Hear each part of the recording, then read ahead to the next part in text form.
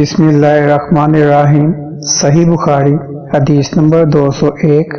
حضرت انس رضی اللہ عنہ کو یہ فرماتے ہوئے سنا کہ رسول کریم صلی اللہ علیہ وسلم جب دھوتے یا یہ کہا کہ جب نہاتے تو ایک ساتھ سے لے کر 5 مد تک پانی استعمال فرماتے تھے، اور جب وضو فرماتے تو 1 مد پانی سے۔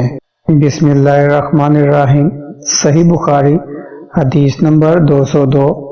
عبداللہ بن عمر سے، وہ سعد بن ابی وقاص سے، وہ رسول کریم صلی اللہ علیہ وسلم سے نقل کرتے ہیں کہ رسول کریم صلی اللہ علیہ وسلم نے موزوں پر مسح کیا۔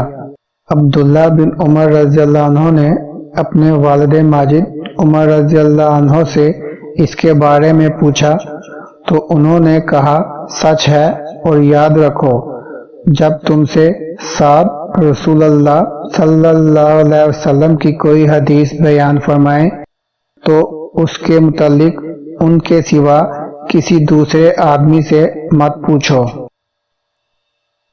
بسم اللہ الرحمن الرحیم۔ صحیح بخاری حدیث نمبر 203۔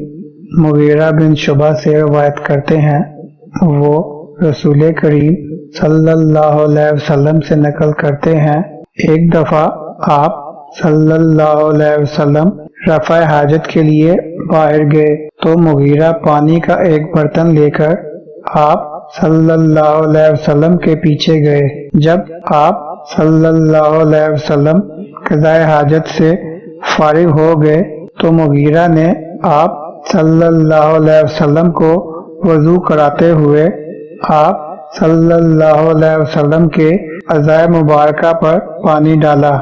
آپ صلی اللہ علیہ وسلم نے وضو کیا اور موزوں پر مسح کیا۔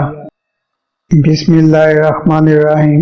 صحیح بخاری حدیث نمبر 204۔